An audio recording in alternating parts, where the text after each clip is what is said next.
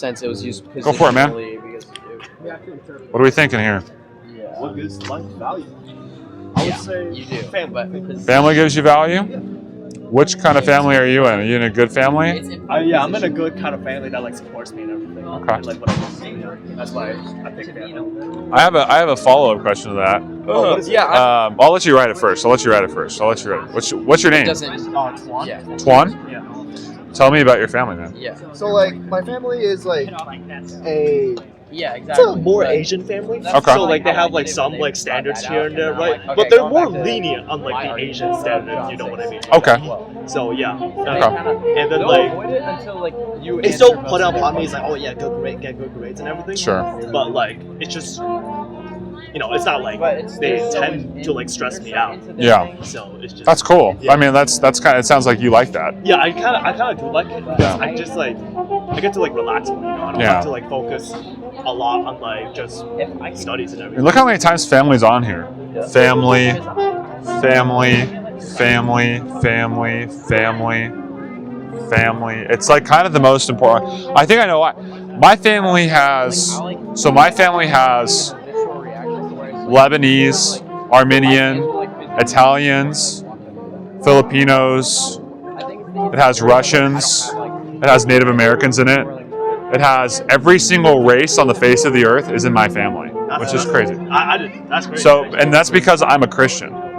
And according to what we teach, God is making a new family out of every group of people on the earth through one family that he anointed, which was the Abrahamic family. You guys have a marker? Are you guys talking? Or? I have a marker. Oh, cool. Just checking.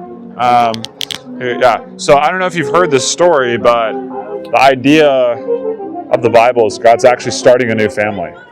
And it involves people from every single group, every single tribe, every single nation, every single tongue. It's a multi-ethnic family that's bound together by one thing. So that it retains the distinctions. But the distinctions become more distinct based upon the unity it revolves around. Have you heard of this or no? I've never heard of it. Okay. Have you read the Bible before? No? No, I don't. I'm not really a Christian man. That's all right. I didn't know if you were or not. I didn't know what you're. Have you ever thought about any of this stuff before? Or Christian? I did think about it, but I was thinking about it like logically. Like, Sure. what this Good. meant, like- Yeah. Have you come to any conclusions? Sorry, I'll get over here. Have you come to any conclusions on the logical? I think my conclusion would be like people like they believe in it because like something like caused it, even though it's probably not related to it. Right? If that makes sense. What do you mean? Yeah, I might need some more understanding. Okay, so like what I mean is that like maybe like this happened in their life, right? And then this led them to believe that God made this happen. Okay. So they use Christianity as a meaning-making tool. Yeah. To make meaning of their life. It's not logically true. It's just functionally helpful. Yeah, exactly. But are there people you think that you would find that Christians would say that it's functionally helpful and actually true? I don't think so. Yeah. I do.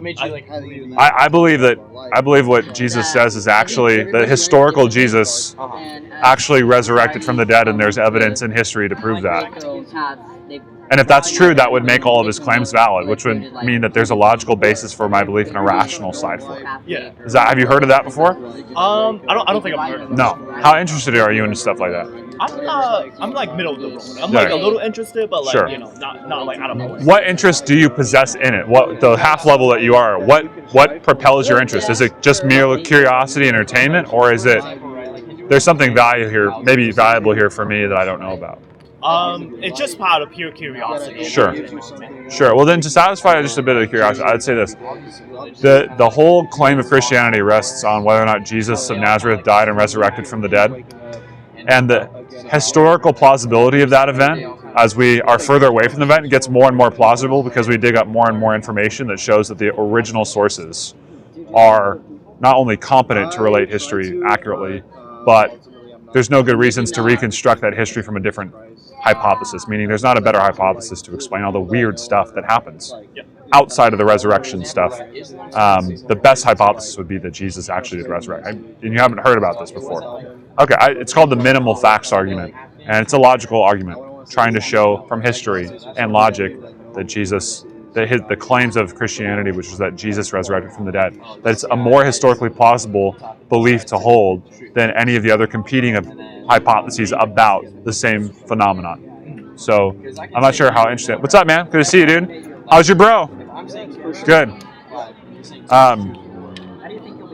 Yeah. Is there any part of that that sounds completely ridiculous to you or sounds unlogical? I would say the resurrection would be like kind of a little like ridiculous for me. Okay, tell me why. The reason I would think why this is ridiculous is because back then there was not really good like medical practice and everything. So that's like leads me to believe why like Sure. him being resurrected is just like, So maybe he stayed dead. yeah, he stayed dead. Okay. But like people believe that he got resurrected. So yeah, so now we have to come up with a naturalistic hypothesis that fits all of that data, that best explains why a whole bunch of people say post-mortem they've seen Jesus alive from the dead. So I'm not offended by that at all. I'd say, okay, if the stronger hypothesis is yours, then the data should fit with it. Yeah. So you're saying he stayed dead. He did not rise from the dead. So, but you do recognize that one of the things you're saying is people said they saw him. So that's a data point. So one of the things is people said they saw him. So far, does that fit with my hypothesis or your hypothesis? It fits with yours because they believe. Correct. So in your hypothesis, just we have that one data point, and that's a weak data point to me, at least at some level. And we have to define it more precisely to probably make it stronger. But what are the other data points? Are you aware of the other ones? Was mine or yours? Yeah, just what is knowable about this whole phenomenon of Jesus and his death and resurrection? What is another thing we know? Yeah. I guess like him being crucified on the cross. That's a big one, because you can't have a resurrection without a dead guy. Yeah, you need to actually die for there to be a resurrection from the dead. That's a big one. So you agree that Jesus died. You think Jesus was a historical person that actually died. Yeah. I agree with you, and so do all the atheists and that I've read, like Bart Ehrman, Gerd Ludemann, John Crossan. These are people that are atheists, don't believe in the resurrection, but they would say Jesus is a historical person. Jesus died by crucifixion. We also have an ancient source, by the way, outside of the Bible that validates that. It's from Tacitus, and he's writing to Emperor Trajan, and he says that these are followers of the Christus, or Christ, who suffered this extreme penalty under Pontius Pilate, one of our governors, under the reign of Tiberius. And so they believe, like Romans believe Jesus was killed by Romans, by crucifixion. So far, we have a crucified guy. That's one data point.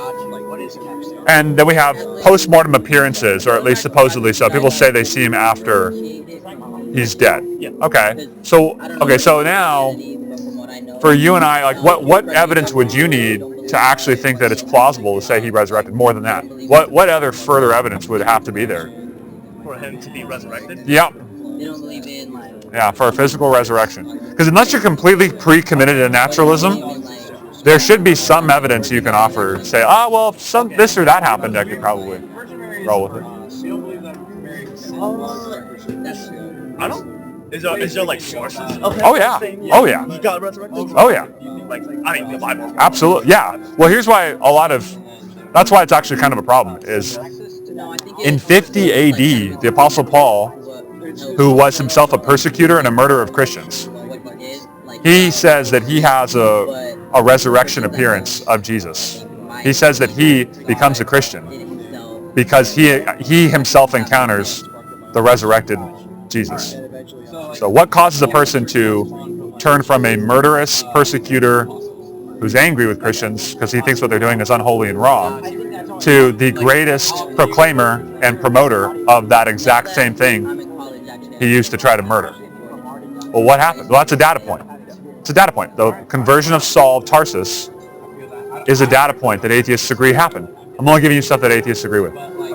Atheists agree that Saul of Tarsus became Paul, who they say, we agree that he believes he had some post-resurrection appearance. Then we have the brother of Jesus named James, who wasn't a follower of Jesus as the early gospel narratives portray him, but he becomes a follower of Jesus. He becomes instrumental in the early church. Where do you think, if let's say Jesus resurrected from the dead, how soon do you think people should start proclaiming that, if that's true? In like the time period? Yeah. I would say like maybe like a week or so. Yeah. So within 40 days, People are proclaiming this. Now, if you're making it up, should you, A, spread that belief where the guy was crucified at, the physical location, or should you spread it somewhere else where he wasn't crucified? If you want people to believe it and it's made up. Well, you want to spread somewhere else. Right. So where did the early Christians spread this message 40 days later? According to history. In the exact same place that he was crucified. So that's another data point. So now we have Jesus dies by crucifixion, so he's dead. People claim to see him. Jesus' own brother and the greatest persecutor of the early church become followers of Jesus because they say they believe he's resurrected from the dead. We have that the early church's message, which is that Jesus died and resurrected from the dead, is proclaimed 40 days later in the exact same place he died. So what's the best naturalistic explanation for all that? Well, now with all those data points right now, I would say that like Jesus got resurrected from all those. Yeah, Based on all those sources. just based on and that's only like 6 of the data points. There's 15. There's other ones. For example, early Christians who are mostly Jews. What's up, Jacob? Early Christians who are mostly Jews are not exactly accustomed to worshiping a human being. It's kind of a sin to worship created things. But they believe Jesus is God. And they believe that because they believe he resurrected from the dead. It's a huge jump to make. Yeah. Also, the experience, the post-mortem appearances, they don't only happen to one person. So, one of the things that Paul, the apostle, writes about in AD 50, he says, I give unto you that which was passed down to me. So tradition that's already existing before Paul, that Jesus appeared first to Peter, and then to James, and then to all the apostles, and then to me, and then to 500 people at once, many of whom are still alive. So he's writing this in AD 50 to a group of people. He says, Jesus appears to 500 people at once, some of which are still alive. What do you think he's saying that to them for? What can you do with people that are still alive? You can influence them. Well, you could talk to them. So he's making a claim that Jesus appeared to 500 people at once. And that you, if you want to validate that, you can go talk to him. So now we have these traditions that Paul is passing down, saying that not only he and the apostles, but 500 people at once. Do people experience hallucinations all the same? No. Do people experience grief and maybe post-mortem seeing someone they thought they died at the same place, same time? No. So we know this isn't a hallucination. We know this can't be, when we look at all the criteria, you see where we're heading here. That if somebody appears to somebody, to 500 people, that's different than just a personal thing. Shows that they're having an experience of something outside of themselves, external to them. If I trip on mushrooms right now, that's just me. You're not going to have the same trip that I'm having if we're on mushrooms together, right? Probably not. I don't know. Maybe there's a way to make that happen. I don't know of it. I don't think other people who do mushrooms know of it. So now we're looking at all these data points. So here's the thing you have to figure out. What is the greatest explanation for why you and I are talking about a dead Jew who resurrected 2,000 years later? Why are we still talking about it? There's a whole bunch of people who claim to be messiahs, and they died. And their movements died with them. But you and I are standing here right now having a serious conversation about a Jew who died in 33 AD, who resurrected from the dead, so allegedly. And you and I are still talking about him right now. I mean, it's more spread to like a lot of stuff. It's spread. I mean, this is a ridiculous belief, but it spreads to a whole bunch of people. It hasn't stopped spreading. What country is your family from? Derived from? They derive from Vietnam. Vietnam. Okay. And are there Christians in Vietnam? There is some in Vietnam. Yeah. Is there a lot of Catholics in Vietnam? I wouldn't say so, no. You wouldn't say so. There's a lot of Christian Catholic movements in Asian countries, doesn't matter where. Doesn't matter where. Cambodia, you can go to China, North Korea even, South Korea. Why is this still happening? Why do people still believe? Why do people still say they're meeting Jesus? That doesn't make sense, right? Yeah, that's like a hallucination, right? Like meeting Jesus. Well, it is if it's all fake. But if there's historical evidence outside of it to show that he did resurrect, what would prevent him from appearing to more people? He's a resurrected person. I would say for him to like appear more reasonable, it's just that like his word, his belief, it spreads to others. It does, but why? But why? The central claim of it is that he died and resurrected. You and I weren't there to see it. He wasn't there to see it. There's hundreds of thousands of people on this campus right now that believe what I'm telling you is true. I still personally don't believe in myself. Yeah, but even upon with what all the basis? claims, Yeah. Even all the evidence and claims. But I do recognize the fact why people do believe in it Sure. in the first place. Yeah, but still, in your position, you'll have to come up with a naturalistic explanation of how the church is born. Proclaiming some dead guy raised from the dead. That's the only way it started and spread. It spread in the same area that it started in. And that's the central claim. And by the way, here's a data point that's really hard. All the people that first proclaimed this died proclaiming it. They were put to death for proclaiming what I'm telling you right now. There's 50 countries right now where this Bible that I'm talking to you from is illegal. 7,000 Nigerian Christians just were beheaded and murdered in cold blood because they refused to recant the belief that Jesus is resurrected from the dead. So why would people die for something they don't think is true? I'm not talking about us. You weren't there. Yeah, I wonder. I don't know. But if you were, and you knew it wasn't legitimate, why would you die for that? I mean, why would I die for it? Why do not one, not two, but hundreds of Christians from the first century willingly go to their deaths upon one reason? They refuse to recant that Jesus is resurrected from the dead. Why do they do that? It doesn't make them richer. It makes them less popular, and it makes them murderable. Why do you think they would do that? People who said they saw him resurrected. Well, they witnessed this themselves, so like they. So why should we disbelieve them? Well, I don't know. I don't know why. Yeah, I know. I'm trying to point out to you, I agree with you. I wouldn't know any other reason to say why I should disbelieve eyewitnesses who went to their death proclaiming it.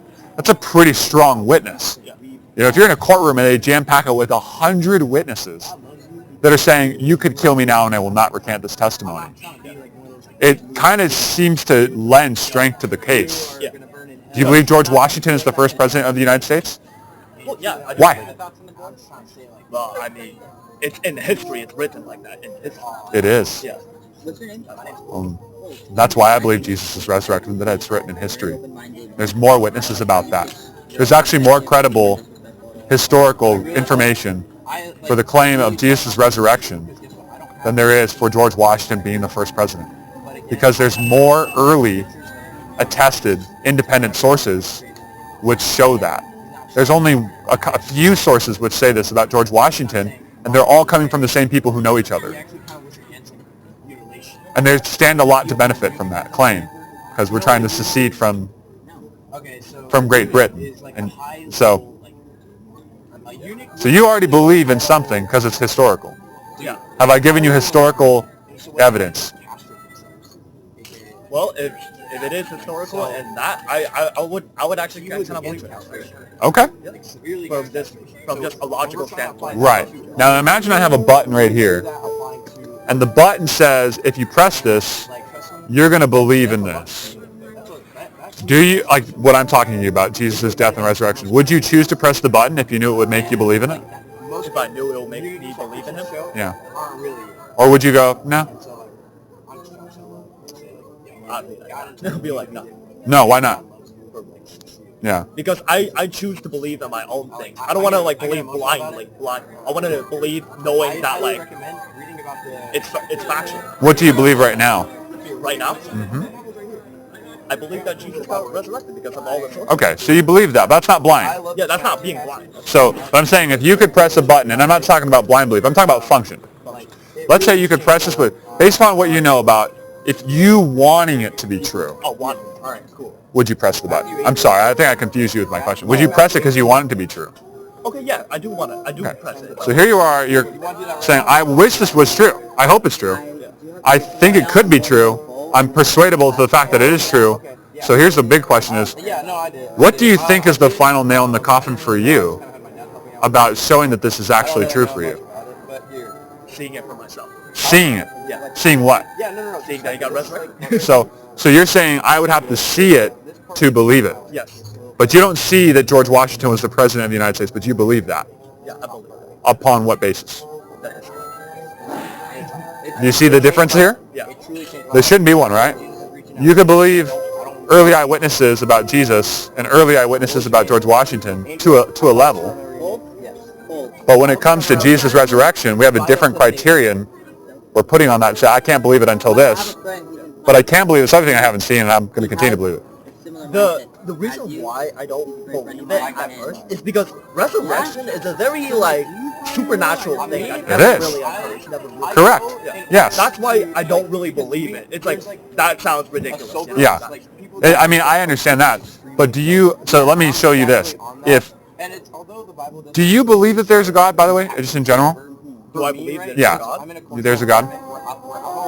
No. Okay. I don't believe it. Right. So how did this all get here? From the history of like how the planet originated. Right. So what are we starting with here? The Big Bang. Yeah, Big Bang. So prior to the Big Bang, what is there? There was like energy, matter. Energy. Okay, and then what happened to it to start something? It like combined together. Spontaneously. Yeah. So we don't know what was there fully. We just think it's nebula gas. And then nothing happens to it that we know of. And it creates. So does that work here? Well, 0 plus 0 equals? Not everything, right? Okay. So what creates everything? Something. We don't know what it's not exact. Because matter doesn't spontaneously combust. And if you believe in nothing, and your nothing spontaneously combusts into everything, that's a magical nothing. It's a pretty special, magnificent, and magical nothing. We don't have any experiment right now we can run where nothing happens to something and then something happens. You see what I'm putting out here? I'm trying to make this super simple, but I'm trying to say that you kind of have, by force of reason, logic, and science, to accept that you are sitting on a miracle right now. A larger miracle than a resurrection. All life came from a being. This is an undeniable, logical necessity. We cannot escape this. If you went to Mars right now and found a Snickers wrapper, you would say there's obviously some format of divine creation or creator that made the Snickers bar. It probably just didn't amalgamate out of nothing on the Mars atmosphere. There's intelligent design to that Snickers bar. Yet, we are sitting on a planet where we invent spacecraft to go to Mars, something a little harder to create than a Snickers bar, and we go, it all happened by accident. What accident? We don't have any proof of that. You know, things don't spontaneously combust for no reason. There has to be some sort of, and where does that come from? See what I'm saying? So I'm just saying, if you can believe that you're here already in an infinitesimally unlikely manner, which you are, the statistics on this is that in the second law of thermodynamics, there's only a certain amount of energy in the universe. It's not like there's more energy or less energy. There's a set amount. Even in a Big Bang model, you have a set amount. You don't get to try the experiment a million times and then see if it works. We're just saying one time, all the energy, the limited energy we have, for a reason we don't know, all of a sudden spontaneously combusted and made everything we know in the most perfectly situated customs for life to evolve, and then understand that with a brain. What is more miraculous to believe? That that's blind? What's up? Or that happened, or what I'm telling you? It sounds like way more miraculous. Like I don't even have enough faith for that. Yeah. That nothing possibly existed and then nothing happened and everything happened because of nothing happening to nothing? It doesn't work. Yeah, it doesn't really seem to make sense. You'd have to have more faith to believe that than I do. Yeah. So I'm saying, if you can accept that this world is here by divine origin, you can certainly accept that God is big enough to resurrect a Jewish dude in the middle of it.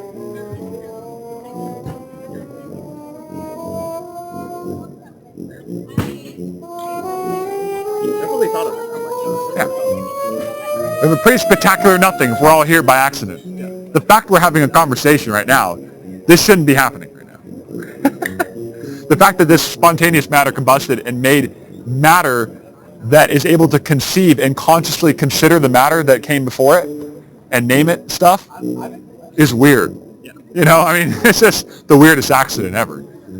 or it seems like it's actually fine-tuned for our existence. And it makes more sense to say it's fine-tuned because we don't have enough energy to run that experiment a billion times. The statistical likelihood of it is too great to be run a billion times. It's a miracle that we're here. So it's a lesser miracle that Jesus is raised from the dead. You have a lot to think about. Have you ever seen a second episode of Star Wars? I'm not really a big Okay. There's this wonderful part where Obi-Wan's sitting at a bar with a guy and he goes, go home, think about your life, think about these things. I would say that to you. I think you want to go home and think about some of these things, because if what I'm telling you is true, what gives life value is Jesus of Nazareth, because he becomes the creator of all things. He's behind the everything. It's actually more infinity. The infinite one creates everything else. And that creates a lot of value for everybody. What's your name? Tuan again. I appreciate your time. I don't know if you have other comments, questions, or accusations. Not that you had any accusations. I take accusations, though. Any other thoughts on this? You're just going to go home and think about it. Here's what I'm going to give you. I'm going to give you a gift to say thank you, because I held you pretty captive. I don't know if I made you miss class or something. You probably... It's my break time right now, so I'll just... Rap. So I'm going to give you, as a prize here, of being an honest, thoughtful person. This right here is the Gospel of Mark. Gospel of Mark is the earliest historical document we have about the existence of Jesus of Nazareth that tells his story. There it is. And in that book, I don't want to spoil it for you, but he dies in the end. Now, what happens after that? We've been talking about that, but here's the earliest historical document we have. We have nothing earlier. We have nothing of greater value. We have over 10,000 Greek manuscripts of this book. We have thousands and thousands of manuscripts of these things, and they're all early, and they do not vary to any great detail at all about the story, which gives them historical reliability. I'm giving it to you as a gift and saying thank you for it. You'll notice in it, though, something strange.